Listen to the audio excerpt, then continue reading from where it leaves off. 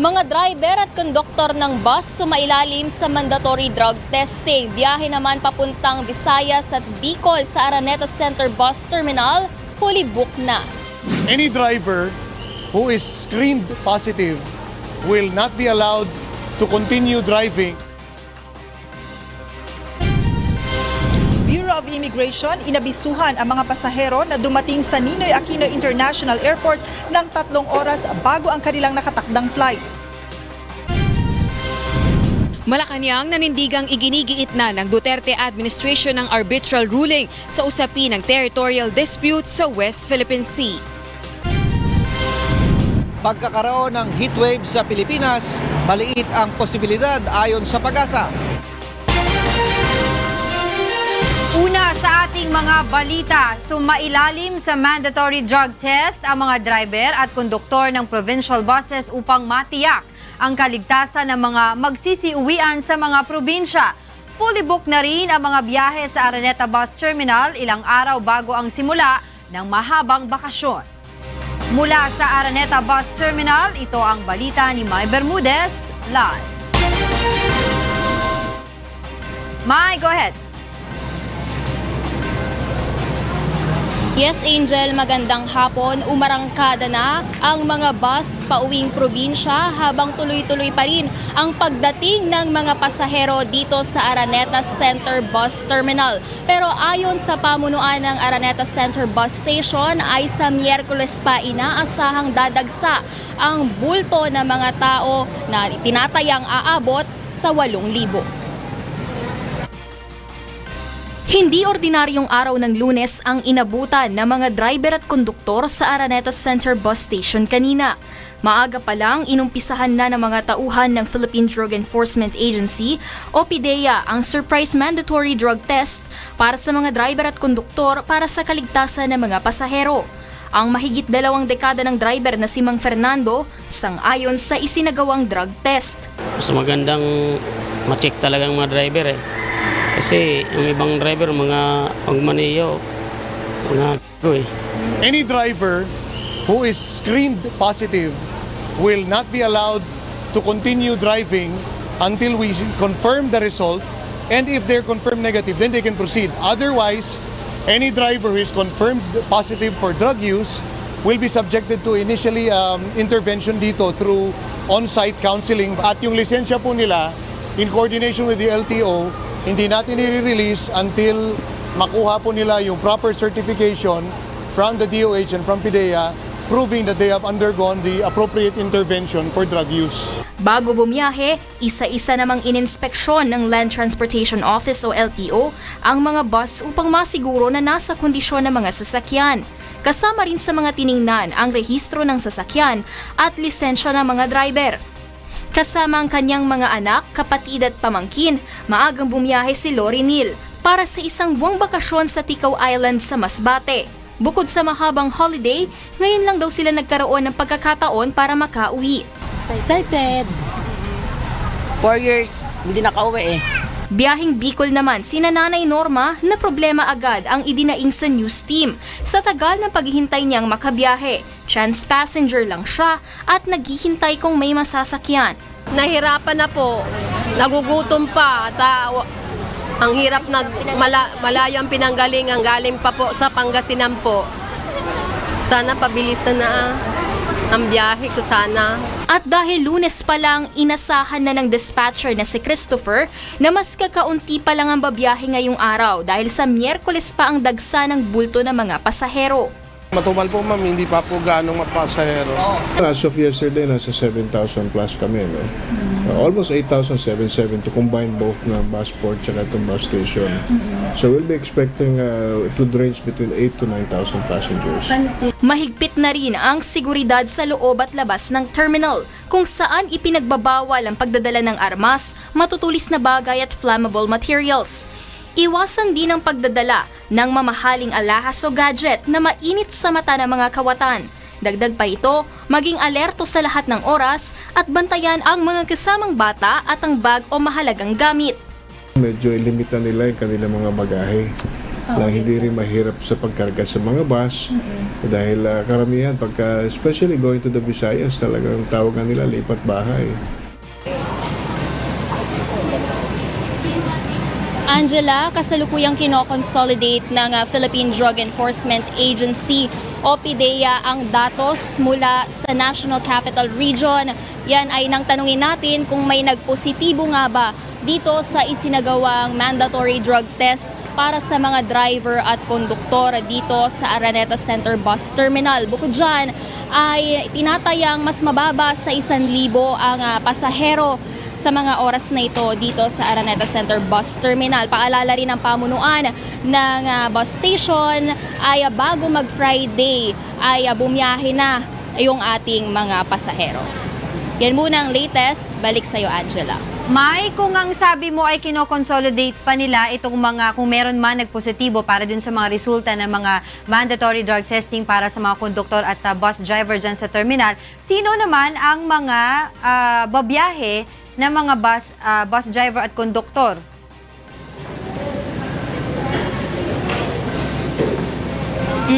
Angela, ang patakaran ng Philippine Drug Enforcement Agency pagkatapos nitong isinasagawang mandatory drug testing kung saan nga subjected lahat ng mga drivers at conductors. I-check yan ng mga taga-PDEA mismo at DOH. Ngayon kung nag-positive ka dito sa drug test, ay ibibigay yung datos mula dun mismo sa Health Department. Pagkatapos noon ay i-determine ng Land Transportation Office o LTO kung ano yung appropriate sanction para doon sa driver na nagkaroon nga sa kalimana ng violation. Angela?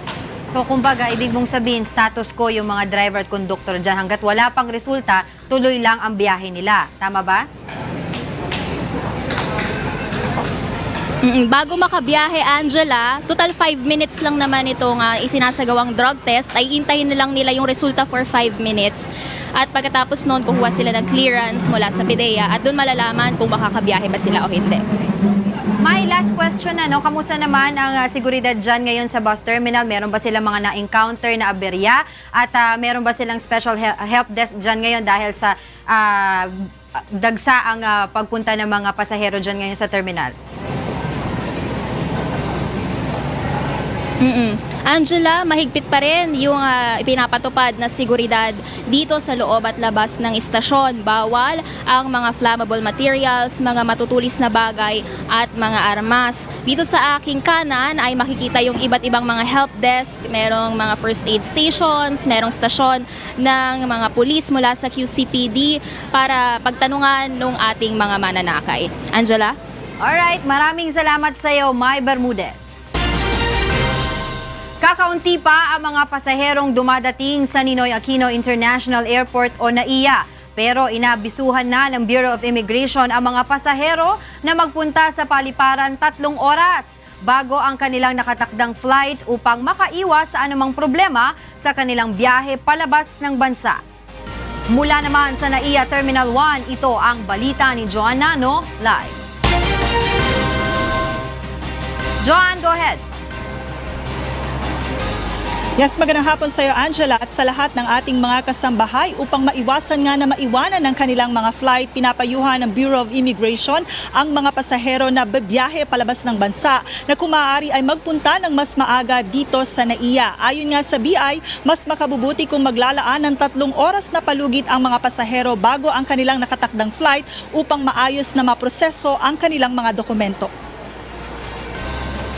Ayon kay Bureau of Immigration Port Operations Chief Grifton Medina, mahalaga na agahan ang pagpunta sa airport dahil hindi pa rin maiiwasan ang mahabang pila sa immigration section. Ito'y dahil inaasahan na ang bulto ng mga pasaherong babiyahe ngayong long holiday. Bagaman sapat umano ang kanilang mga tauhan, kinakailangan pa rin na maglaan ng mas mahabang oras para sa pagpoproseso ng mga pasaherong papasok at lalabas ng bansa. Narito ang kanyang naging pahayag. Gusto po sana namin mas maging alerto at maaga sila sa pag-check-in. At sana po pag nag-check-in na sila ay sana po tumuloy na sila sa kanilang mga immigration areas or immigration counters. Para po kung magkaroon man ng lalabas muna sila, kakain muna, gustong mag-goodbye muna sa mga pamilya para po dumating yung hindi po yung mag-ipon-ipon, nagkakasabay-sabay. Nagdagdag na ang BI ng 57 immigration officers na mag-aasikaso sa mga pasahero. Sa kabuuan, aabot sa higit 100 immigration officers ang nakadeploy sa NAIA ngayong long holiday. Samantala, Angela, kakaunti pa ang mga pasaherong dumarating sa NAIA ngayong araw. Ayon nga kay Manila International Airport Authority General Manager Eddie Monreal, sa Miyerkules pa nila inaasahang darating ang bulto ng mga pasahero. Sa pagtaya ng MIAA, umaabot na sa 900,000 na mga pasahero sa NAIA ang nakabiyahe na mula yan April 8 hanggang April 14. Bagaman kakaunti pa ang mga pasahero, inumpisahan na ang pagpapatupad ng mas mahigpit na seguridad dito sa paliparan.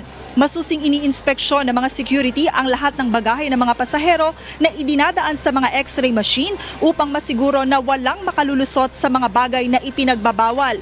Mahigpit pa ring ipinagbabawal ang pagdadala ng matutulis na mga bagay at anumang uri ng deadly weapons. Hindi pa rin pinapayagan ang pagdadala ng mga liquid item na hihigit sa 100 ml. Sa ngayon ay kakaunti pa ang pila sa mga check-in counter at hindi pa rin problema itong traffic sa paligid ng paliparan dahil sa ngayon ay maluwag pa ang sitwasyon. Strikto pa rin ipinatutupad ang 2-minute waiting time para sa pagbababa at pagsasakay ng mga pasahero upang maiwasan na tumukod ang traffic sa harapan ng arrival at departure area ng airport. Samantala, mas pinili namang magpunta ng mas maaga ng ilan sa ating mga kababayan dito nga sa NAIA upang tiyakin na hindi maiiwanan ng kanilang mga flight at makaiwas sa anumang aberya.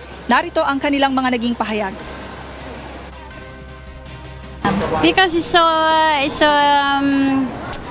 traffic on the road, so many travelers, so it's better to come here earlier. Ayun, para nga po maiwasan yung ma-traffic or baka ma-delay sa flight, maiwan ng eroplano. Iwas sa bala para nun dito, komodo na nun. Hindi yung naghahabol. Angela, nais lamang nating muling bigyan ng update ang ating mga kasambahay. Kanina pasado 3:00 ng hapon nang umalis tayo dyan sa may NAIA Terminal 3 at nakita nga natin na unti-unti nang dumaragsa yung mga pasaherong dumarating. Sa ngayon naman, naririto kami sa NAIA Terminal 1 at makikita nyo ngayon dito sa aking likuran ang kasalukuyang sitwasyon dito sa Terminal 1. Kung makita nga natin, medyo makapal na ang volume ng mga pasahero, nakapila na sila. Medyo mahaba na ang pila sa mga check-in counter. So far, kanina na-monitor din natin sa mga nakapaskil na advisory dito sa NAIA ay karamihan naman sa mga flight ay on time, bagaman meron pa ring ilan na hindi may iwasan na madelay dahil sa mga technical issues. Angela? Alright, maraming salamat sa iyo, Joanne Nano.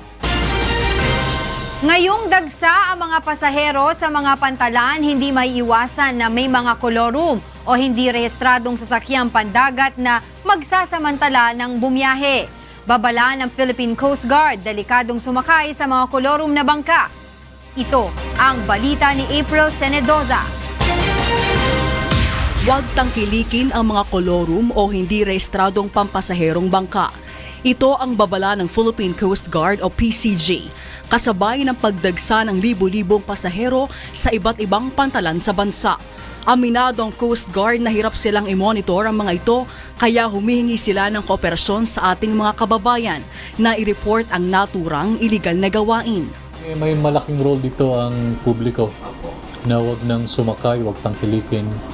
Walang mga life jackets yan, kadalasan. Walang mga floating equipment. Pag kami nangyari, hindi kagad namin malalaman kasi hindi namin naman monitor. Giit ni Balilio, delikado ang mga kolorum na sasakyang pangdagat dahil walang makukuwang benepisyo ang mga pasahero sakaling maaksidente ito. April 8 pa, naka-heightened alert ang Coast Guard para higpitan ang seguridad sa dagsa ng mga pasahero. Ayon pa sa opisyal, kakapal pa ang bilang ng mga pasahero sa pantalan sa darating na Miyerkules. Patuloy pa rin ang monitoring ng ahensya sa mga popular na tourist destination sa bansa, gaya ng Palawan, Boracay Island, Bohol at Cebu. Samantala, nagbigay ng tip si Balilo sa mga pasahero sa babiyahe ngayong long holiday. Una, planuhin yung paglalakbay. Pangalawa, wag nang dalhin yung mga dapat na hindi dalhin. Mga likido na maaaring sanhi ng pagsabog, mga hazardous material. ayun nga, yung chemicals na nagiging mitya ng sunog, yung mga matatalas na bagay. Paalala pa ng opisyal, makipagtulungan lang sa mga otoridad lalo kapag nasa barko na. Makinig at sumunod sa mga abiso ng shipping companies. Huwag hayaang mawaglit ang mga bata. Alamin ang mga life jacket at huwag ikalat ang mga bagahe sa exit points. Sa ngayon, wala pa namang na-stranded na mga pasahero at nagkakaroon lamang ng delay sa ilang mga biyahe. April Senedoza, UNTV News and Rescue, Manila. Ngayong tag-init, marami ang umaalis ng bahay upang magbakasyon na minsan ay tumatagal ng ilang araw. Narito ang ilang tips upang huwag mabiktima ng mga magnanakaw o ng mga akyat bahay gang. Ito ang balita ni Monokso. Bakasyon na at marami sa ating mga kababayan ang sasamantalahin ang panahon na ito upang makapag-relax. Depende sa lugar na pupuntahan, marami ang may iwan ng kanilang mga bahay ng ilang araw. Ito naman ngayon ang sasamantalahin ng masasamang loob at mga akyat bahay gang upang magnakaw at looban ng ating mga tahanan. Narito ang ilan sa mga tips upang makaiwas na mabiktima ng akyat bahay gang. Ikandado ang lahat ng pinto at bintana. Tiyakin na walang dadaanan ng sino mang may tangkang pumasok at magnakaw. Mag-iwan ng mga lumang tsinelas o sapato sa labas ng pintuan upang magmukhang may tao sa loob. Itagubilin sa pinagkakatiwalaang kapitbahay ang inyong bahay at ipaalam din kung kailan kayo babalik. Kung maaari, mag-iwan ng nakabukas na ilaw sa labas, lalo na sa madidilim na parte ng bahay. Mainam kung mayroong burglar alarm para maalerto ang mga kapitbahay kung may pumasok sa inyong bahay. Kung may budget, mag-install ng CCTV na may motion detector upang ma-record kapag may pumasok o gumalaw sa loob ng bahay. Makakatulong rin ang pagkakaroon ng alagang aso bilang animal barrier. Kung wala namang aso, pwedeng maglagay ng signage na beware of dogs. Makakatulong rin ito. Iwasang maglagay ng mamahaling gamit tulad ng mga gadgets katabi ng mga bintana. Maaring maengganyo ang mga magnanakaw kung may matatanaw na gamit sa labas. Iligpit ang anumang mahalagang bagay o pag-aari sa labas ng bahay na maaring manakaw tulad ng mga damit na nakasampay, bisikleta at iba pa. Mag-ingat rin na mag-post sa social media ng anumang impormasyon tungkol sa inyong lakad. Iwasang ring maglagay ng note sa labas ng bahay na nagsasabing walang tao sa loob ng bahay. Tandaan ang mga tips na ito upang mas ma-enjoy mo ang summer vacation na walang masyadong aalalahanin. Mon Hokson, UNTV News and Rescue. Walang namomonitor na banta sa seguridad para sa mahabang bakasyon ng Philippine National Police o PNP. Ngunit ayon kay PNP Chief Oscar Albayalde, nagpakalat na sila ng mahigit 71,000 pulis sa buong bansa upang maingatan ang seguridad ng publiko. Ito ang balita ni Lea Ilagan. Nananatiling naka-heightened alert status ang pambansang pulisya. Ayon kay PNP Chief Police General Oscar Albayalde, wala naman silang namomonitor na banta sa seguridad ngayong long holiday.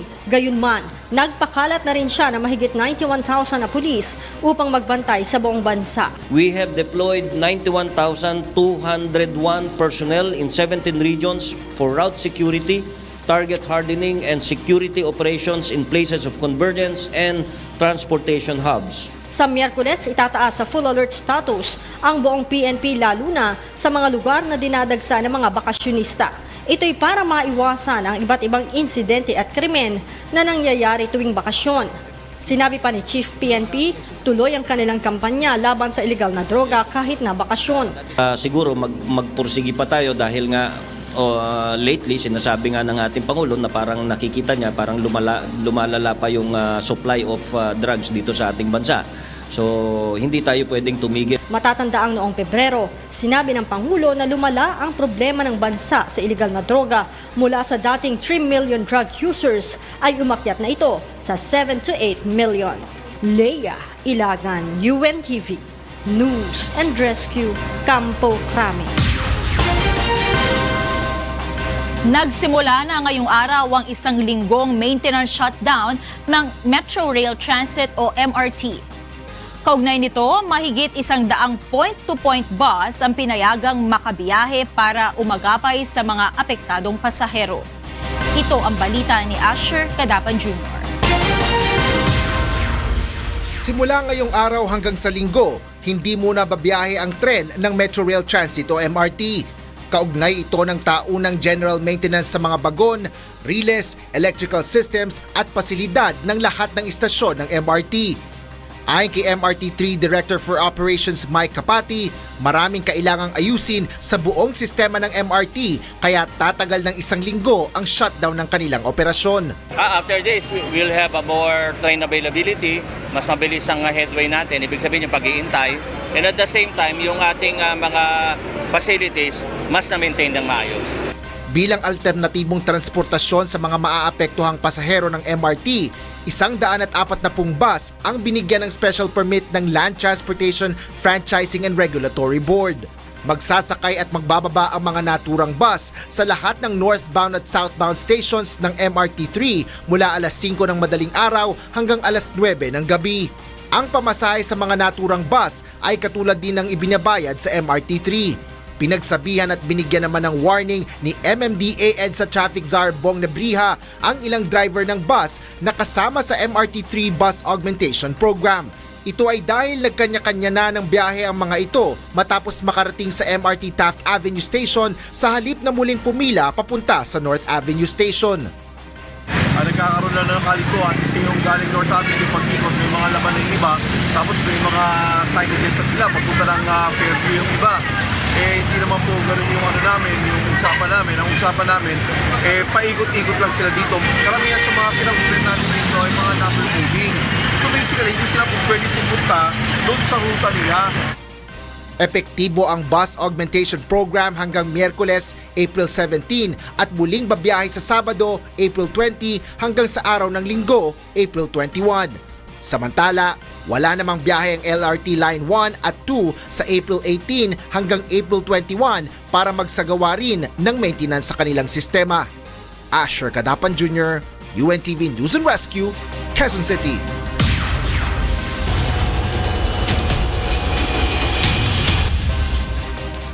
Patay ang isang hinihinalang tulak ng shabu sa Maynila matapos makaengkwentro ng mga pulis sa Tondo kagabi.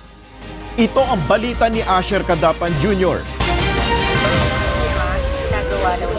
Nagdadalamhati ang mga kaanak ng isang lalaking drug suspect na napatay sa engkwentro sa mga pulis sa isang bahay sa Herbosa Street, Tondo, Maynila, bandang alas 8 kagabi. Kinilala ang suspect sa pangalang Marvin Arsenio, 38 years old, kabilang sa drug watch list sa pulisya at barangay. Nakulong rin ito noong nakaraang taon kaugnay sa ilegal na droga. Ayon sa hepe ng Raksabago Police Station, maraming natanggap na impormasyon ng kanilang tanggapan kaugnay sa pagtutulak ng shabu ni Arsenio. At nang isumbong ng isang concerned citizen ang kinaroroonan ng suspect, ay agad na tinugis ng mga tauhan ng Manila Police District si Arsenio, ngunit nanlaban ito sa mga pulis. Yan ay dumaan pa sa bubong, tapos habang pinuputokan yung mga pulis natin, eventually na-corner siya rito sa alley na ito, kung saan nagkaroon sila ng palitan ng putok. Nasabat sa suspect ang isang handgun at inaalam pang dami ng hinihinalang shabu. Iniimbestigahan pa ng mga pulis ang koneksyon ni Arsenio sa kalakalan ng iligal na droga. Asher Kadapan Jr., UNTV News and Rescue, Maynila. Arestado ang isang miyembro ng Abu Sayyaf Group sa isinagawang operasyon ng mga pulis sa Dalam Compound, Barangay Culyat, Quezon City noong Biyernes.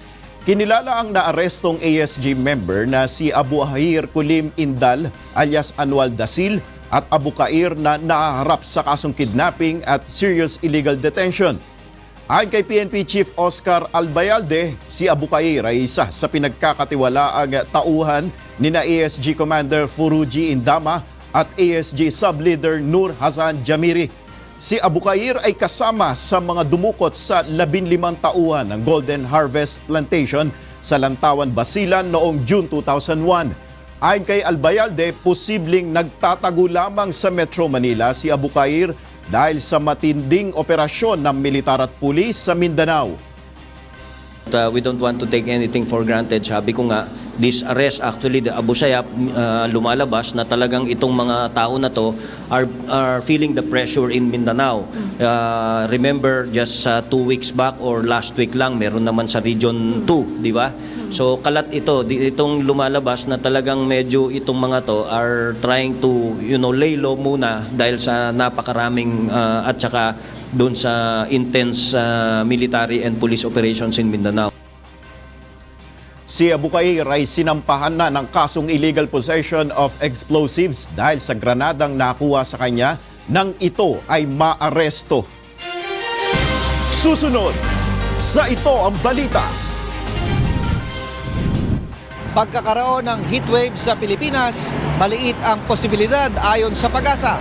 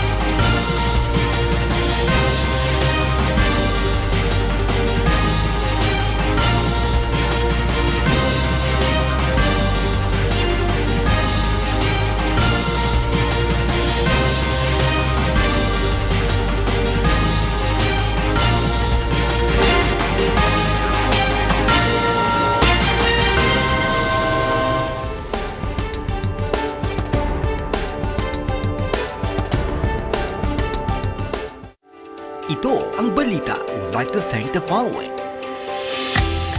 COSEP Construction and General Merchandise, Lindison Gas Corporation, MCM Best Trucking Services Corporation. Madalas kaming minamaliit, babae lang daw kasi, pambahay lang. Tagalinis. Tagapag-alaga. Naniniwala ang bagong henerasyon kapag babae ang inangat, buong pamilya angat. Salamat sa DH, nakapag-aral ako at nagkaroon ng negosyo. Nakapagtrabaho ko at napag-aral ko ang mga kapatid ko. Marami kaming na-DH. Marami kaming na-BH. Marami kaming na-BH. Babaeng hinirang, babaeng hinahangaan. Iboto sa party list. Markahan number 53. BH, bagong henerasyon. Pag may EL kasi yung pangalan mo, you refer to God. So, Eli relates to God.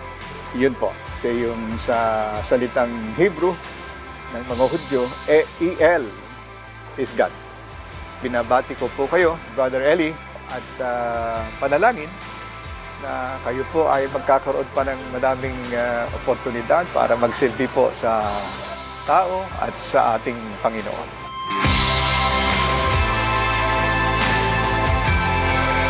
This year, prepare better for disasters.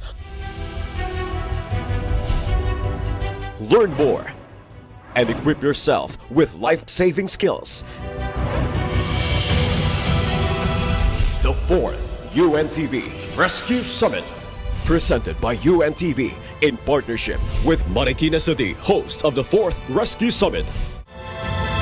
April 28, 2019, 6 a.m. at the Marikina Sports Center.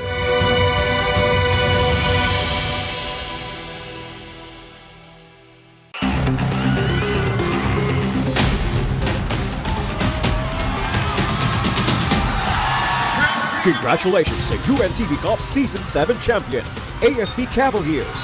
4 na milyong piso ang napanalunan ng 3-time champion para sa kanilang chosen beneficiary na AFP Educational Benefits System Office. Maraming pang salamat. Maraming salamat. Maraming salamat po talaga. See you on the next season of UNTV Cup, ang Liga ng Public Servants. Biktima ng pambubugbog ang tinulungan ng UNTV News and Rescue Team sa Cagayan de Oro City. Agad na nilapatan ng pangunang lunas ang lalaki at saka inihatid sa ospital.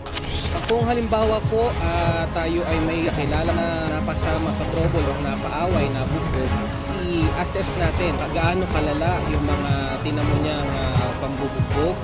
Kung meron po ang mga bukol o nampasa, maaari po natin siyang gamitan ng cold compress. Kung meron man po siyang open wound, maaari natin gasan yung sugat, lagyan po natin ng antiseptic o Povidone. Iwasan po natin na ma-infection po yung sugat at lagyan po natin ng gasa. Ito ang serbisyong hatid ng UNTV News and Rescue.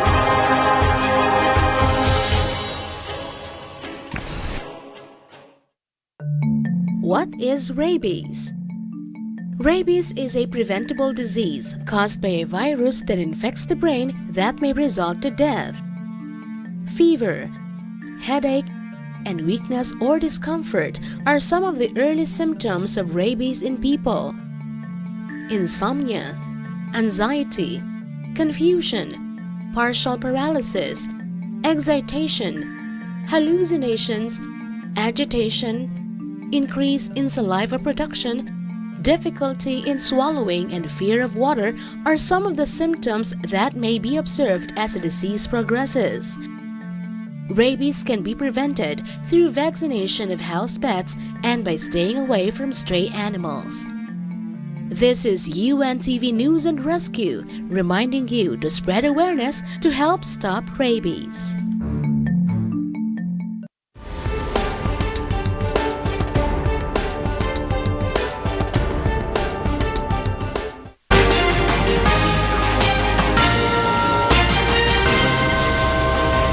Isinailalim na sa state of calamity ang dalawang bayan sa Negros Occidental dahil sa pinsala ng El Nino phenomenon.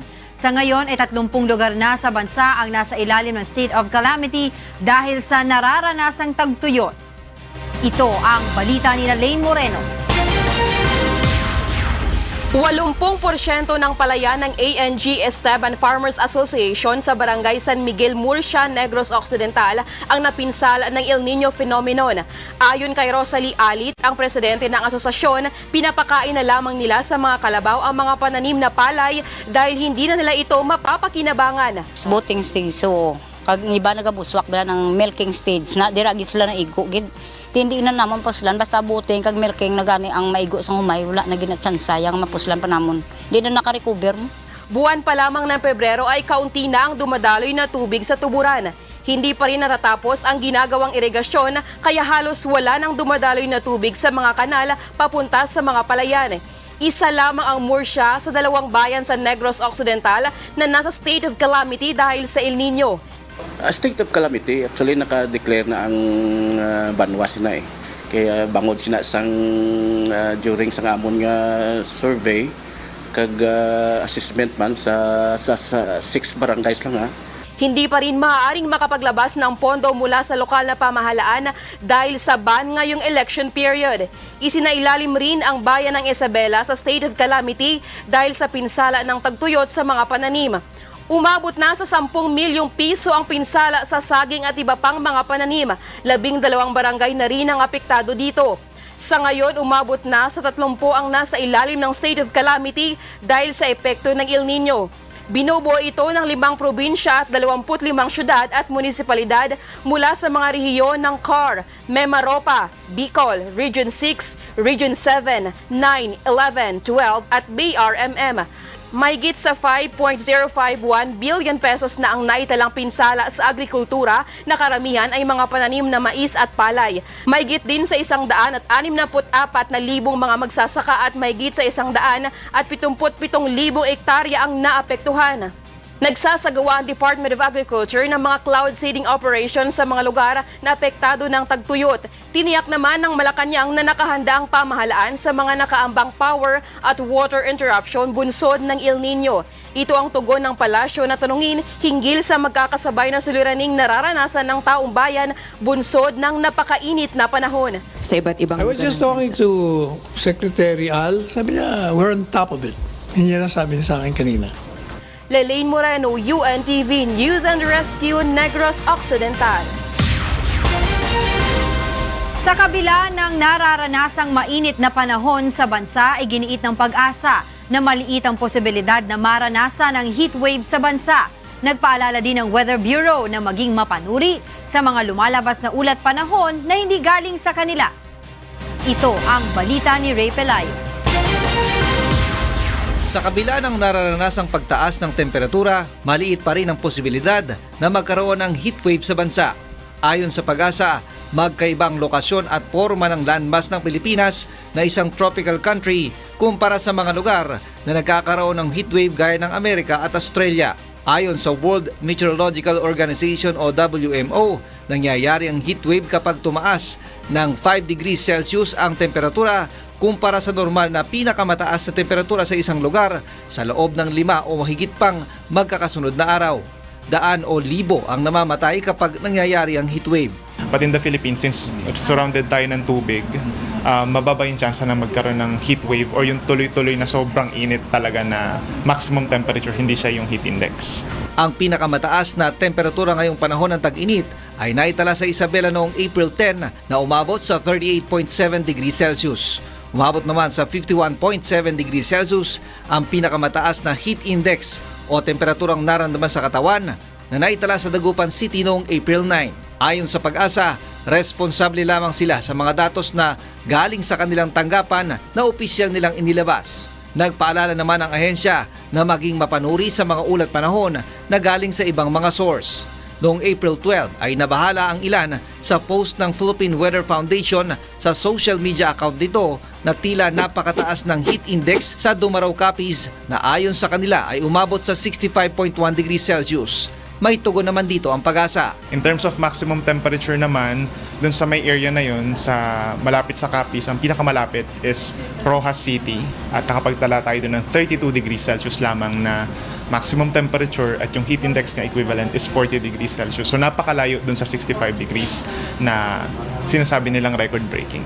Ray Pelayo, UNTV, News and Rescue, Quezon City.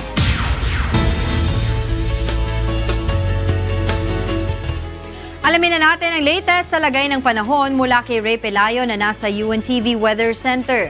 Ray, kamusta naman ang temperatura natin sa maghapon? Magandang hapon, Angel, sa ating mga kasambahay. Umabot sa 33.9 degrees Celsius yung ating temperature dito sa may Science Garden sa Quezon City.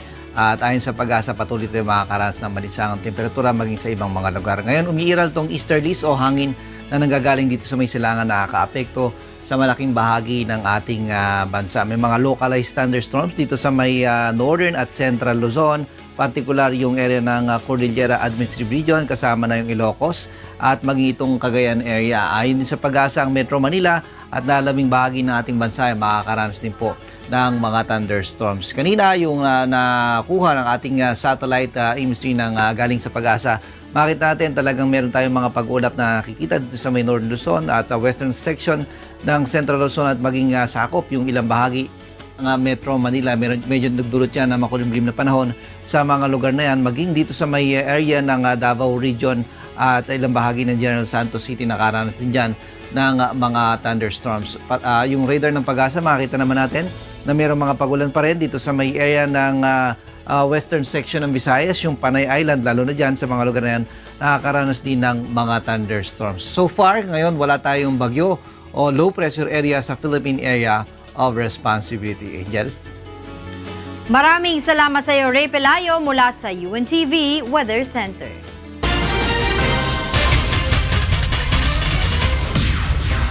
Muling itinaas ang yellow alert sa buong Luzon kaninang alas 9 ng umaga. Ayon sa Department of Energy, kakaunti ang reserbang kuryente dahil sa mataas na demand dulot ng mainit na panahon. Itinaas naman ang red alert sa buong Luzon simula alauna hanggang alas 4 ng hapon. Ayon sa National Grid Corporation of the Philippines o NGCP, muling nagpatupad ng rotational brownout sa ilang lugar sa Luzon at Metro Manila. Pinapayuhan naman ang lahat na magtipid sa paggamit ng kuryente upang makatulong sa pagpapataas ng supply ng kuryente sa Luzon. Suspendido ang number coding scheme sa Metro Manila sa April 17 hanggang 22 ayon sa Metropolitan Manila Development Authority o MMDA. Ayon sa MMDA, layo nito na bigyang daan ang bulto ng mga motoristang bibiyahe sa long holiday, lalo na ang mga pampublikong sasakyan. Muling babalik sa normal ang pagpapatupad ng number coding pagsapit ng April 23, araw ng Martes.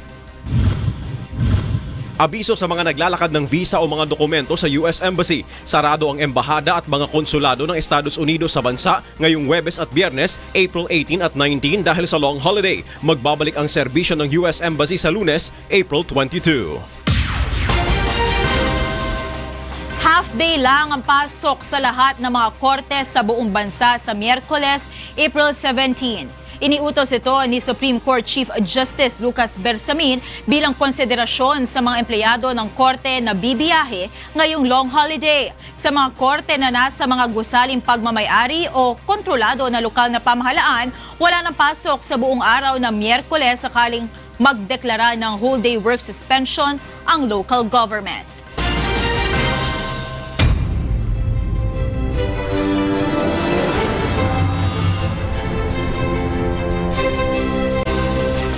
Ilang aberya ang naranasan sa pagsisimula ng overseas absentee voting noong Sabado. May mga vote counting na hindi gumana habang may mga botanteng Pilipino naman sa ibang bansa ang nagrereklamo dahil wala sa voters list ang kanilang mga pangalan. Ito ang balita ni Grace Cassie. Sa Hong Kong, 2 vote counting machine ang nagkaproblema sa unang araw ng overseas absentee voting. Hindi binasa ng makina ang mga balota at ang ilan ay nireject pa ito. Agad pinalitan ang mga nagkaproblemang makina. Ayon kay Consul General Antonio Morales, bukod sa makina, naging problema rin ang hindi tamang pag-shade sa mga balota ng mga botante, overvoting at problema sa barcode ng balota. Umaasa ang COMELEC na magkakaroon ng mataas na voter turnout sa Hong Kong na mayroong mahigit 90,000 registered voters. Second time ko po kasi ngayon, first time kong naging first voter noong 2016 national elections. So this year medyo mas madali na kasi nakapag-first vote na ako noong 2016. Sa Russia, inulan ng reklamo ang Facebook page ng Embahada ng Pilipinas dahil kulang ang nakarating na mga balota kumpara sa dami ng mga botante. 3,529 ang nagparehistrong botante sa Russia, subalit 2,169 lang ang dumating na mga balota. Hinihintay pa ng UNTV News Team sa Russia ang tugon ng Embahada hinggil sa naturang reklamo. Sa Malaysia, kakaunti lang ang pumunta sa Embahada ng Pilipinas sa unang araw ng overseas absentee voting. Mayroong 18,300 registered Filipino voters sa Malaysia at wala pang 1% ang pumunta upang bumoto. Pinangunahan ni Ambassador Charles Jose ang botohan sa naturang bansa upang idemo sa mga Pilipino ang tamang paraan ng pagboto. Umaasa ang embahada na bago ang May 13 ay magiging mataas ang voter turnout sa naturang bansa. Sa Taiwan, nanawagan ang Manila Economic Cultural Office o MECO na huwag nang hintayin pa ng mga Pilipino ang deadline bago bumoto. 41,000 ang registered voters sa Taiwan. Magkakasabay-sabay po kayo. Ngayon pa lang pong araw na ito at araw-araw hanggang Mayo at 13, bukas po ang MECO para tanggapin ang inyong boto. Gamitin po natin ang karapatan natin na mamili kung sino ang mamumuno sa atin.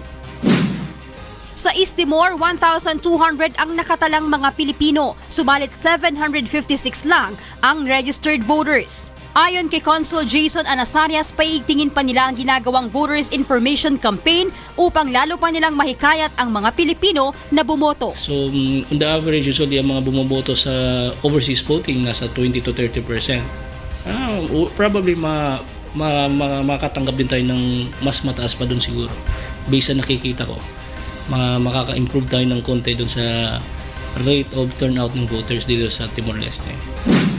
Sa New Zealand, sa kauna-unahang pagkakataon ay nakagamit na ng vote counting machine ang mga botante.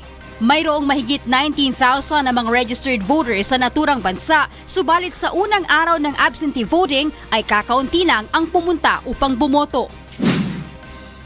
Sa Dubai, napansin ng Embahada ng Pilipinas na mas marami ang bumoto sa unang araw ng absentee voting noong 2016 presidential election kumpara sa 2019 midterm elections. Ayon kay Consulate General Paul Raymond Cortez, nagpasya sila na paabutin hanggang alas 9 ng gabi ang botohan upang mabigyan ng pagkakataon ang may mga trabaho na makaboto. Since open pa naman kami hanggang gabi, sana pumunta sila at mag-cast ng mga votes nila. Pero dahil midterm elections ito at statistically mas marami talagang bumuboto sa presidential elections natin. At sa Singapore, sa kabila ng sistematikong proseso sa unang araw ng overseas absentee voting, marami sa mga Pilipino ang hindi nakaboto dahil sa iba't ibang dahilan. May mga nakaiwan ng identification card kaya hindi pinahintulutang makaboto. At mayroong ding nalito sa proseso ng postal voting kung kaya't minabuti na lamang na bumiyahe upang personal na makaboto sa embahada. Kasi nag-google ako by email kasi nga yung employer ko pabago-bago ng isip. Parang ayaw niya akong payagan na mag-day off, ganyan, or lumabas. So sabi niya, okay ngayon, pwede ka nang lumabas mag-vote. Tapos pumunta ako rito sa embassy, so sabi na isend na raw yung voting papers ko sa bahay. So antayin ko na lang daw yung voting papers sa bahay. Bali, postal voting po kayo ngayon? Tapos isend ko na lang sa post office. Samantala, postal voting o sa pamamagitan ng mail ang mangyayaring botohan sa karamihan ng mga bansa sa Europa, Canada at Amerika na matatapos rin hanggang May 13. Grace Casin, UNTV News and Rescue. Wala nang tigil ang pangangampanya ng mga senatorial candidate kulang isang buwan bago ang eleksyon. Samantala, personal namang sinagot ni Davao City Mayor Sara Duterte Carpio ang issue na plano umano nitong tumakbong Pangulo sa 2022. Ito ang balita ni Marisol Montaño. Sa Mati City, Davao Oriental, nangampanya ngayong araw ang mga senatorial candidate ng hugpong ng pagbabago. Pinangunahan ito ni Party Chairperson Davao City Mayor Sara Duterte Carpio. Present sina Senator Cynthia Villar, Sani Angara, JV Ejercito, Ronald Bato de la Rosa, Francis Tolentino, Jingo Estrada, Amy Marcos, Congressman Doma Ngunda Datu at Congresswoman Pia Cayetano. Itutuloy ko yung aking mga livelihood project, lalong-lalo na sa agriculture. Mas marami akong model ng livelihood project for agriculture. And then, yun naman ang kailangan ng mga tao para may hanap buhay sila, para gumanda ang buhay nila. Sa sorte na hugpong ng pagbabago kanina, itinanggi naman ni Presidential Daughter at Davao City Mayor Sara Duterte Carpio ang balita na plano umano niyang tumakbong Pangulo at hindi rin nila ito na pag-uusapan ng kanyang ama. Wala din naman na sa aking mga plans yun. Ang plans ko lang talaga is to finish 3 terms as Mayor of Davao City. Wala siyang personal na sinabi sa akin about the presidency. Kapag nagkakasama kasi kami, hindi kami nag-uusap ng politics or work. We usually talk about issues in the family. Magkakahiwalay naman na nangampanya ang 8 diretso senatorial candidates ngayong araw. Nasa Butuan City si Chel Jokno. Nasa Aklan naman si Senator Bam Aquino at si Marojas ay nanuyo ng mga botante sa mga palengke sa Tarlac. Ang ilan sa opposition senatorial candidates na sina Gary Elejano, Samira Gotok at Erin Tanyada ay nagsagawa naman ng press conference ngayong araw sa Maynila. Nagpapasalamat namin ngayon pa lang sa efforts o sakripisyo ng aming mga volunteers. Marami sa kanila hindi pa nga namin na-meet. Samantala, ang independent candidate na si Senator Grace Poe ay nasa Camarines Sur ngayong araw, habang sa Sarangani naman ng kampanya nitong weekend si Lito Lapid. Marisol Montaño, UNTV News and Rescue, Davao City. Binalaan ng Philippine National Police sa mga kandidatong nagbibigay ng extortion money sa New People's Army. Ayon kay PNP Chief Oscar Albayalde, maaari silang kasuhan ng rebelyon kapag nahuli ang mga itong nagbibigay ng pera sa CCP-NPA na kalaban ng Estado. Ito ang balita ni Lea Ilagan. Nagbabala si PNP Chief Police General Oscar Albayalde sa halos 400 kandidato na nagbibigay ng suporta sa pamamagitan ng extortion money sa rebuilding New People's Army o NPA. Ayon kay Albayalde, may listahan sila ng 394 na mga kandidato na nagbigay ng pera noong nakaraang eleksyon at patuloy na nagbibigay ng suporta sa rebuilding grupo. Kaya naman patuloy ang monitoring nila sa mga ito lalo na't nalalapit ang midterm elections. Kabilang aniya sa nasa listahan nila na ibinigay ng DILG ay ang 11 provincial governors, 5 vice governors, 10 provincial board members, 55 mayors, 21 vice mayors, 41 councilors, 126 na barangay chairman, 50 barangay councilors at 8 iba pang barangay officials. Sa ngayon, they are just being monitored. We have to get talagang hard evidence para dito. These are all intelligence information that we get na meron tayong mga nakuwang information that they gave extortion money to the CPP-NPA. Babala ni Albayalde, maaaring kasuhan ang mga ito kung mahuhuling nagbibigay ng pera sa NPA na kalaban ng Estado.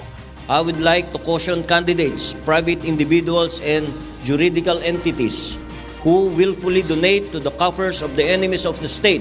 Dagdag ni Chief PNP, nasa 195.5 million pesos na ang nakolektang extortion money ng NPA sa mga politiko simula noong 2016 hanggang 2018. Lea Ilagan, UNTV, News and Rescue, Campo Crame. Nagpahiwatig si Pangulong Rodrigo Duterte na handa siyang bumuo ng isang bagong panel na makikipag-usap sa mga komunista. Ayon sa Malacanang, patunay lamang ito na bukas pa rin ang Pangulo na pumasok sa usapang pangkapayapaan sa mga makakaliwang grupo. Ito ang balita ni Mirasol Abugadil. Matapos i-terminate ang appointment ng mga miyembro ng Government Peace Panel at tuluyang ihinto ang formal peace talk sa mga makakaliwang grupo. Muling nabanggit ni Pangulong Rodrigo Duterte ang usapin sa pagkakaroon ng negosasyon sa mga rebeldeng komunista. Kung nais daw muling makipag-usap ng mga ito sa kanyang administrasyon, willing siyang bumuo ng isang panel na binubuo ng 3 hanggang 5 miyembro na karamihan ay mga military official. Buti ko, pero tarungon lang niya istorya. Ako giputol na ako. Parang magig-istorya ka, padakog lang yung pag-istorya mo. Di na ako itong peace panel, ako nang gibuwag. Dugay na 3 years, wala kayo na mo. Hindi, mangita akong bago. Bagong pagi, bagong tao magig-istorya. Basig nga duha o sa o tulo anak militar. Unya ang mga 5. Duha ka sibilyan, no, tulo ka militar. Ayon naman sa Malacanang, nagpapakita itong bukas pa rin si Pangulong Duterte sa pagkakaroon ng usaping pangkapayapaan sa mga makakaliwang grupo. Samantala, inihayag naman ng Pangulo na posibleng mag-donate na muli ang Jordan ng isa pang helicopter sa Pilipinas. Bukod pa ito sa 2 Cobra attack helicopters na nakatakda ng i-deliver sa bansa sa Hulyo ngayong taon matapos ang pagbisita ng Pangulo sa Jordan noong 2018. Subalit giit naman ng Pangulo, ayaw niyang gamitin ang mga helicopter na ito sa pag-atake sa mga kapwa niya Pilipino. At ito pagyuko sa Jordan dito sa desert, gipatanaw ko sa helicopter ng ilang ihatag. Mag-exhibition nga ito. Tagaan ta nila, amigo mami ni King sa Jordan. Siya ka, basi himuon niyang tulo. Kana ang mga helicopter, di na ako na gustong gamiton sa mga NPA. Kay Pilipino rata, masakitan kung mamatay magtanaw. Sundalo o NPA. Pilipino Gusto mo mangita lang taglaing kalaban. Ayaw lang kita. Mirasol Abugadil, UNTV, News and Rescue. Magpapatupad ng oil price hike ang mga kumpanya ng langis bukas. Epektibo alas 6 ng umaga, 1 peso and 5 centavos ang ipapataw na dagdag presyo sa kada litro ng gasolina, habang 75 centavos naman sa diesel. Ang ilang oil company may 60 centavos naman na dagdag presyo sa kada litro ng kerosene.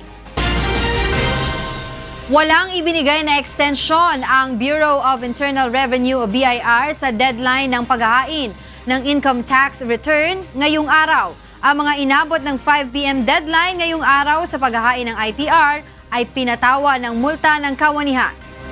Ito ang balita ni Nel Maribuhok. Noong Sabado, sinamantala na ng ilan sa ating mga kababayan ang ibinigay na dagdag schedule ng Bureau of Internal Revenue para sa mga maghahain ng kanilang income tax return. Hindi hassle at naging madali sa mga taxpayer ang kanilang ginawang pagpa-file ng ITR, lalo na't walang gaanong taong pumunta sa Revenue District 42 ng San Juan City. Mas maganda pong nagbigay sila ng Sabado kasi sa Lunes last day para hindi na maka-istorbo pa ng ibang tao. Nakapag-file na sila ngayon ng Sabado. Kaya pasalamat po, may filing na ng Sabado ang BIR. Mas okay dahil walang tao. Well, sa ngayon, siguro medyo okay dahil sa last year madami. Dahil Saturday, baka kunti lang. Ngayong araw, gaya ng inaasahan, dagsa ang mga humahabol sa deadline para sa paghahain ng ITR. Sa Revenue District 39 at 40, umabot na hanggang sa labas ng gusali ang pila. Mas madali na lamang ngayon ang pagbabayad ng buwis. Sa pamamagitan ng online ay makapagbabayad at makapagpa-file ng ITR. Hindi na kailangan pumila sa mga revenue districts. Maliban na lamang kung kinakailangan pumunta sa BIR District Office kung saan ka nasasako para makapagpasa ng karagdagang dokumento. Sa ngayon ay malabong magbigay ng extension ng BIR sa pagpa-file ng income tax. Wala. Sa history ng BIR, wala pang naging extension except ata kung halimbawa bagyo o kaya mayroong mga natural calamities na mangyayari. Sigurado ko baka may extend, pero sa tanda ko sa BIR wala pang nangyari na na-extend po yung deadline kasi ito po ay mandated by law. Ang deadline is April 15 every year. Hanggang 5 p.m. ngayong araw ang pagtanggap ng ITR filing. Sakaling lumagpas na rito ay magpapataw na ng kaukulang multa o dagdag singil ang BIR para sa mga late filer. Nel Maribuhok, UNTV News and Rescue, Quezon City. Tinanggihan ni Pangulong Rodrigo Duterte na lagdaan ng Survivorship Benefits Bill na naglalayong ipasa sa dependents ang benepisyo para sa pumanaw ng retired officials ng Constitutional Office na kinabibilangan ng Commission on Elections, Commission on Audit, Civil Service Commission at Office of the Ombudsman. Sa kanyang veto message sa Senado at Kamara, sinabi ni Pangulong Rodrigo Duterte na onerous o magiging mapaminsala para sa pamahalaan kung aaprubahan niya ito. Makakagulo lamang anya ito sa planong standardization ng kasalukuyang compensation framework ng pamahalaan at pagmumulan ng hindi pantay-pantay na kompensasyon ng mga public servant. Nanindigan ng Malacanang na iginigiit na ng Duterte administration ang arbitral ruling sa usapin ng territorial dispute sa West Philippine Sea. Giit ng Malacanang, dapat igalang ng China ang naturang ruling ng arbitral tribunal kahit hindi sila naniniwala dito. Ito ang balita ni Rosa Licos.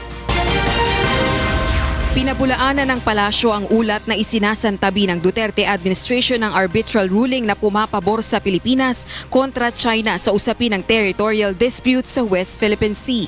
Nang magbigay anya si Pangulong Rodrigo Duterte ng pahayag sa China na oras na may masaktan o mapahamak na Pilipino dahil sa pananatili ng Chinese vessels malapit sa mga teritoryo ng bansa, gagawa siya ng mas matinding hakbang, paggigiit na ito sa ruling ng UN Tribunal. Pumabor sa Pilipinas ang ruling ng Arbitral Tribunal sa ilalim ng United Nations Convention on the Law of the Sea sa The Hague sa kasong isinampa ng Pilipinas laban sa China noong 2013. Effectively, his previous statement earlier when he said, do not touch our property, if you do any harm to our soldiers, we will respond in kind. That effectively has already made a very strong assertion of sovereignty and statement. Is that also, are we also supposed relative to the arbitral ruling? Exactly. Ayon pa kay Presidential Spokesperson Panelo, kahit anong oras maaaring igiit ng Pilipinas ang arbitral ruling sa China. At kahit hindi anya naniniwala ang China sa arbitral ruling, dapat pa rin nila itong igalang. So we feel that we have a judgment which has a stamp of permanence. It cannot be taken away from us. and therefore they should respect it, although they do not believe in it. Hinihintay naman ng Duterte administration ang pagtugon ng China sa inihaing diplomatic protest ng bansa hinggil sa presensya ng mga Chinese vessel malapit sa Pag-asa Island. Noong nakalipas na linggo, nanindigan ng China na sa kanila ang Spratly Islands at may sapat silang historical at legal basis. Samantala, posible namang mabuksan ang usapin hinggil sa territorial dispute sa West Philippine Sea sa muling pagbisita ni Pangulong Duterte sa China para sa Belt and Road Initiative Forum. Rosa Licoz, UNTV News and Rescue, Malacanang.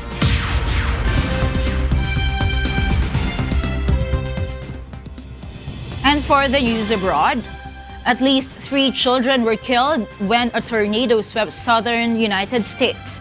Meanwhile, caravan migrants are becoming frustrated while waiting for visas from the Mexican government to allow them to travel through Mexico. And the Red Cross appeals for 3 staff missing in Syria since 2013. Details in this report. A tornado touched down and spun toward Enigma, Georgia on Sunday after 17 twisters were reported on Saturday and Sunday across the south from Texas to Alabama. More than 100 million people from the middle of the United States to the East Coast were at risk of extreme weather, facing warnings of heavy thunderstorms and another round of tornadoes. Nearly 6,000 U.S. flights were canceled or delayed, with most of the trouble at airports in Chicago, Dallas, and Charlotte, North Carolina. 2 children, siblings aged 3 and 8, were killed on Saturday when a tree fell on the car in which they were sitting in Pollock, Texas. A 3rd child drowned late on Saturday when he fell into a drainage ditch filled with flash flood waters near Monroe, Louisiana.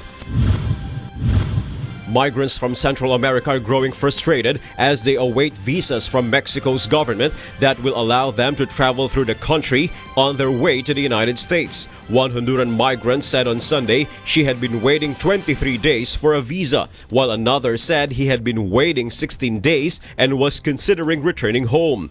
U.S. President Donald Trump has repeatedly threatened to close down the U.S.-Mexico border if Mexican officials do not do more to thwart the migrants, potentially harming tens of billions of dollars in trade, but has also praised Mexican efforts. The U.S. president has made stemming the flow of migrants across the southern border a centerpiece of his administration, likening the situation to a crisis and using that argument to justify his demand to build a wall along the frontier. The International Committee of the Red Cross appealed for information on the whereabouts of 3 employees abducted in Syria more than 5 years ago and last known to have been held by Islamic State. Breaking its silence on the case, the independent aid agency identified the 3 as Luisa Akavi, a nurse from New Zealand, and Syrian drivers Alaa Rajab and Nabil Bakdunes. U.S.-backed forces proclaimed the capture of Islamic State's last territory in Syria last month, eliminating its rule over a caliphate which it had proclaimed in Iraq and Syria in 2014. Unfortunately, and despite all our efforts, we don't know what's happened to Ala and Nabil ever since 2013. As to Luisa, we know that she is held captive by the Islamic State group, and we have repeatedly received credible information about her whereabouts. The last such information dates back as recently as December 2018. This is the longest ever abduction case in the 150 years history of the ICRC. The past 5 years have been beyond difficult for the families and friends of Luisa, Ala and Nabil, who are desperately waiting for news.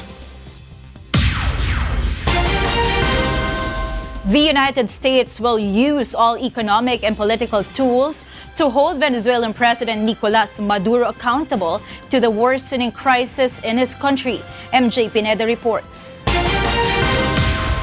U.S. Secretary of State Mike Pompeo visited Colombian border city of Cucuta on Sunday. Pompeo said the United States will continue to use all economic and political tools at its disposal to hold Venezuelan President Nicolas Maduro accountable for a worsening crisis in his country. The United States will continue to utilize every economic and political means at our disposal to help the Venezuelan people, using sanctions, visa revocations, and other means, we pledge to hold the regime and those propping it up accountable for their corruption and their repression of democracy.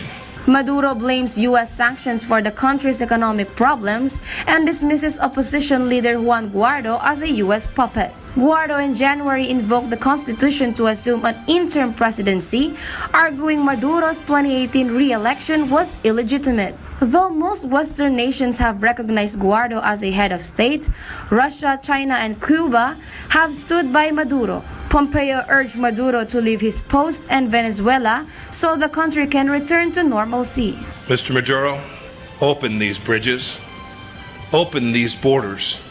You can end this today. I hope that you care. I hope that you will care enough when you see the horror, when you see the tragedy, to change your ways and to leave your country. More than 3 million Venezuelans have fled hyperinflation, food and medicine shortages, and political crisis.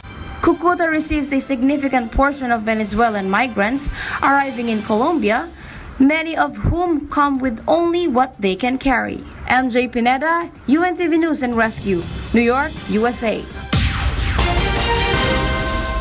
Facebook incorporated social networking site, photo sharing social network Instagram, and messaging app WhatsApp were inaccessible to some users on Sunday.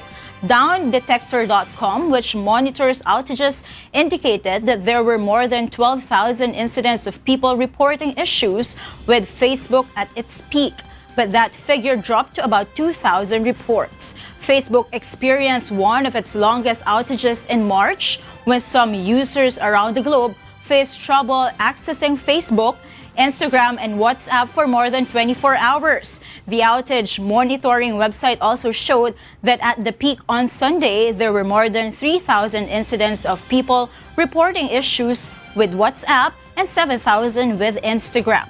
DownDetector.com's live outage map showed that the issues were mainly in Europe and in Asia. Southwest China's terrace field creates a fascinating scenery for tourists and at the same time serves as a golden farmland for farmers. Nina Ermilio has this news. A vast terraced field that spirals from the foot of the Taigong Mountain up its undulating ridges in southwest China's Chongqing municipality formed a fascinating fairyland in spring. The Keisai terraced field covers 300 hectares and has 20 varieties of flowers and nursery-grown plants including azalea flowers, Chinese fringe flowers, and red robin trees. The terrace lies layer by layer. Every layer has a different color from others, like a palette that we used in our childhood. It's colorful and gorgeous. For tourists, this plot of flower field is beautiful scenery, but for farmers, it is a golden farmland.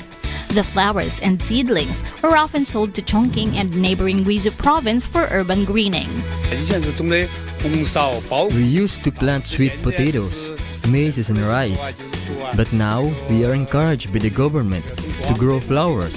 We can earn about 20,000 yuan each year, several folds more than what we could in the past.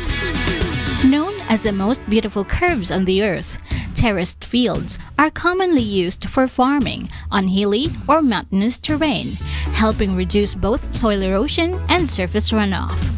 Nina Armilio, UNTV, News and Rescue. Wagi sa second weekly eliminations ngayong buwan ang A Song of Praise o as of Year 8 ang likhang awit ng isang taga Davao City. Para sa mga hurado ng ASOP, malaki ang posibilidad na makapasok sa Grand Finals ng Praise Song Writing Competition ang awiting Pupurihin Kita ni Chris Edeher. Ito ang balita ni Ross Salicos. Di mapigilang purihin ka sa gabit araw, ako ay sasayaw. Pupurihin ka, pupurihin ka. Tumatak sa mga hurado ang letra at melodiya ng awiting likha ni Chris Givenchy Edeher, taga Davao City, isang guitar at piano instructor. Ang awiting Pupurihin Kita ay kwento ng pagkilala ni Chris sa kabutihan ng Diyos sa kanyang buhay. Ang lyrics, very personal kasi ito yung sinasabi ko during my prayer time na masaya ako na nakilala ko ang Panginoon sa buhay ko at naramdaman ko yung pag-ibig at pagpatawad niya sa akin. And every day, I honor and praise God kasi nakikita ko siya sa buhay ko. Para naman sa mga hurado, malaki ang posibilidad na pumasok sa finals ang naturang awitin. Matindian nila ang kalidad ng awiting Pupurihin Kita. It is really what we call praising God, you know? And that's how it should be. And I think yan ang nasa puso ni Chris, no? When he wrote this song. He's really just rejoicing in the Lord. I really think this song deserves to be in the finals. Matinding matinding kanta. Perhaps, hindi pa natin nadidinig yung pangalawa, yung pangatlo, pero parang ito yung isang matinding kalaban, number 1. Samantala, ipinaabot naman ng interpreter ng awitin na si Nino Alejandro ang pagbati sa ASOP. Aniya, hanga siya sa konsepto nitong purihin ng Diyos na may lalang sa pamamagitan ng talento at kakayahan ng mga Pilipinong kompositor at mang-aawit on national television. Jesus, pupurihin kita. Rosa Licoz, UNTV News and Rescue, Philippines.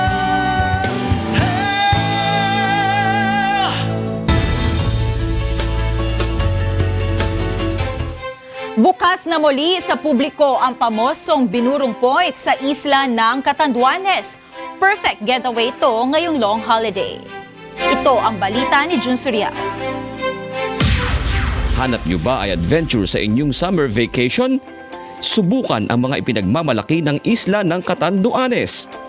Tinaguri ang Pearl in the Pacific ang lalawigan dahil sa angking ganda nito, gaya ng mga beaches at iba pang tanawin. Ang isa sa hindi dapat palampasin sa pagbisita sa probinsya ay ang Binurong Point. Mula sa Virac Downtown, kulang 1 oras ang biyahe bago marating ang Barangay Ginsaanan, Baras, Catanduanes. November nung nakarang taon nang pansamantalang isara ang tourist destination na ito, ngunit agad namang binuksan noong Desembre. 20 pesos lang ang bayad sa entrance at minimum na 200 pesos naman sa kada tour guide. Alright, are you ready? Pronto, simula na ang trekking adventure. Nasa 40 to 45 minutes na ngayon ang lakaran at akyatan bago marating ang destinasyon dahil nagkaroon ng pagbabago sa ruta. Ayos to. Ang sarap ng pawis. Medyo maikli pa lang yung nalalakad namin. Pero masukal yung daan. Medyo maputik dahil medyo umulan. Yan ang ating mga kasama. Ang hirap pala. Pero kaya to. Dahil nakaya naman ng mga bata. Kakayanin din niya ng mga matatanda. At habang nasa gitna ng gubat ay may mga hugot lines. Mayroong abiso para sa pangangalaga ng kalikasan. Mayroon din namang babala upang huwag madisgrasya. Hindi kasi lahat ng bagay minamadali. Dahan-dahan lang. Slowly but surely. At matapos ang mahaba-habang trekking, welcome! Ng Catanduanes. Sinigaw na namin kanina. Walang pagbungad pa lang ay tanggal na ang aming pagod. Kapansin-pansin agad ang napakagandang tanawin.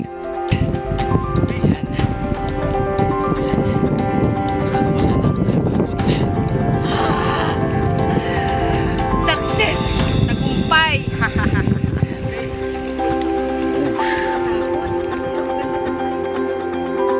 Iikot po nila to, nagagandahan sila lalo na pag umaga po, mga 4:30 po in the morning may umaakit na po. Hinahabol nila po ang sunrise. Perfect sa photoshoot ng mga magsing irog. Pang profile picture. Pwede ring isama ang buong pamilya. Bahay ngayon sa rock formation point 3 ng Binurong Point. Yan, medyo nasa baba na po kami. Yan o, yan, ganda. Tapos, nasa cliff kami. Yan, dami diyang yan, negative ions. Para mapampawala ng radiation. Ayon sa mga taga rito, hango sa pagbuburo o pagprepreserve ng isda sa pamamagitan ng asin at suka ang pangalan ng lugar. O paano? Halina't bisitahin ng masilayan ang nagagandahang tanawin sa isla ng Catanduanes. Jun Suriao, UNTV, News and Rescue, Baras, Catanduanes. At yan ang naging kabuuan ng ating balitaan ngayong gabi. Aming inilahad ng buong katapatan kung paano namin nasaksihan. Kayo'y makapagtitiwala ng aming nakita at narinig ang aming ibinabalita. Magandang gabi.